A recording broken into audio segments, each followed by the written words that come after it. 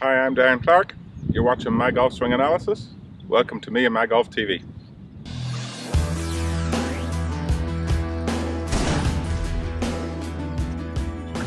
Okay guys, so as you can see, today we have a special star guest for the swing analysis.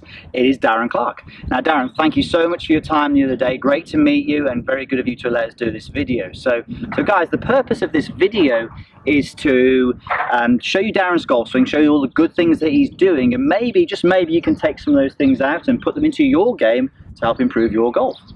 Okay, so don't forget guys, if you want to win a chance to have your golf swing analysed by myself and Andy, go to the Facebook page, go to Twitter, enter the competition.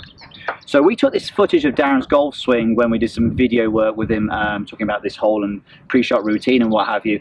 And the situation was, this is the 18th obviously at the Asprey, and it was 171 yards. It wasn't quite the back tee, it was 171 yards, the flag was on the front, and it was a hard wind off the right, Andy. So Darren wanted to play a fade to hold the golf ball up so the ball flight was actually straight at the flag, and he actually pulled it off perfectly.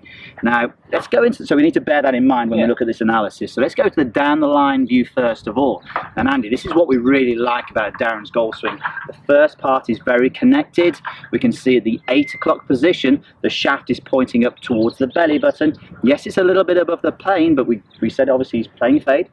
So from this position here, he sets the wrists up, and we can see halfway back now that the shaft is pointing inside the target line. Okay, so then as he then goes to the top of his downswing, you see as he starts the downswing, sorry, top of the backswing, sorry, starts the downswing now, we can see the shaft is shallowing off ever so slightly. So you can see it shallows down, it's almost like a change of direction, but as the club comes down, we can see it's still a little bit above the plane, but it's not above the plane as much, so it still allows him to play that fade. So Andy, we see that, I mean, that's a really good model for playing a fade.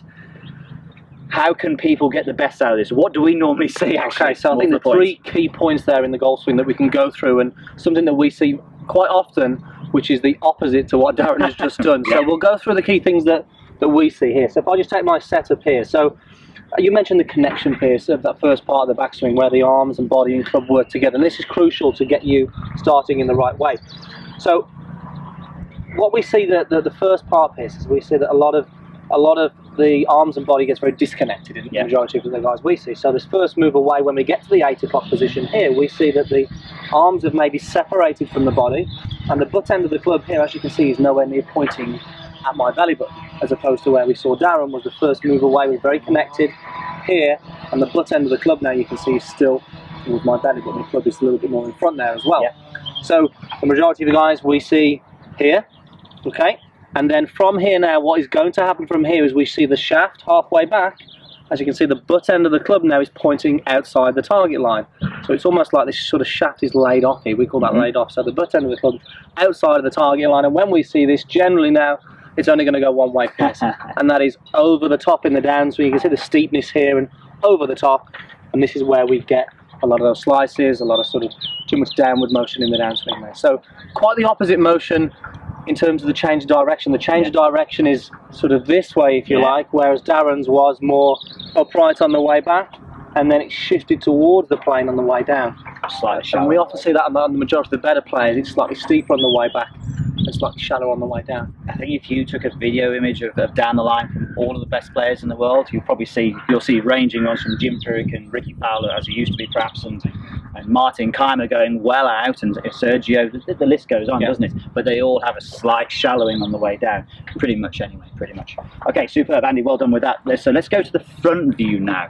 So if we look at the front view of Darren's golf swing, we can see narrow stance, okay, only hitting a short iron, no 8 iron, but narrow stance. A lot of stability in his backswing, 3/4 length backswing, but we can see as he goes into transition, so as he starts his downswing, we can see that there's a whole shift of the body towards the target. So he's moving his weight laterally towards the target.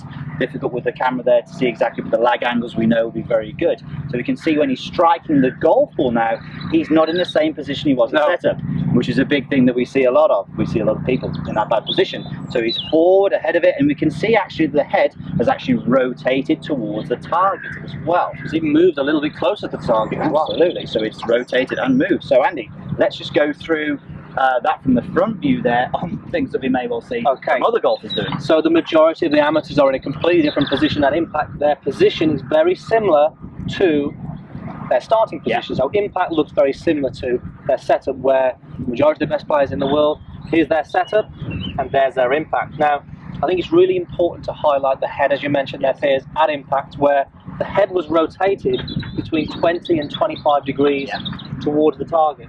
Okay, now the majority of people who we see, they're always thinking about keeping that head still. Okay, do not move that head, keep it still.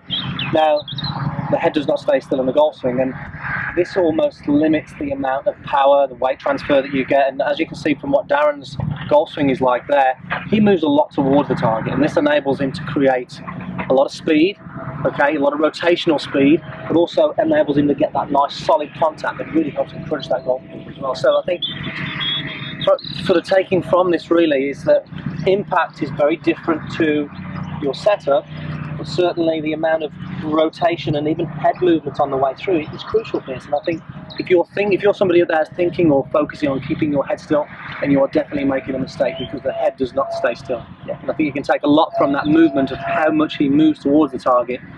You know, and generally we see amateurs don't actually move enough towards the target. Absolutely, it's fact. It's been measured. There's been tests being done that there's a lot more rotation in the head. We spoke about in previous videos with the tour pros. A lot more rotation of the head. Obviously, they want to encourage the whole body to continue to turn. Correct. The golf swing is all about turning. If you try and keep something still, good luck trying to turn it. It will stay still if you think still. Yeah. So you can see some of the images that, you know, we've seen Tiger Woods' head looks pretty still, but it's not. It's moving around a little bit, and there's obviously everything's rotating around that. Okay, so guys, hopefully, as Andy said, that's really good from the front view. I think the big thing from the down the line is the change of direction. I really like that. I like the fact that when Darren gets to stop, he changes the direction just subtly on the way down and shallows it off on the way down. That's really cool. So 3 key points there of that first move away, the setting on the backswing, and then that start of the downswing where it shallows out. All things that the majority of the best players in the world do. So hopefully you can grab something from that. Okay, so Andy, do you think you can do a Darren Clarke swing on this shot? Oh, do you mean imitate? Oh, I want Andy to try and imitate it, which actually this is going to help Andy's backswing. If anything gets a little bit behind him sometimes, it's actually pretty much similar to something you've been practicing. It is very much similar. So I'm going to give it a go here. So steep to shallow, here we go. Darren, I hope I get it right for you. Darren hit it to 5 feet, by the way. Steep to shallow. Nice. And there's the draw. There we go. I like it. Very good. I might start swinging like that more often. Okay guys, so I hope you enjoyed that video. Don't forget, if you want to see the video we did with Darren just on the tee and KK Downing talking about the strategy of this golf hole and the architecture of this golf hole, don't forget, click the link below, and it's a great video. Hopefully you enjoy. So guys, thanks for watching. Thanks Darren as well. Thanks Darren. Post your comments down below, and we'll look forward to seeing you soon on Me and My Golf TV.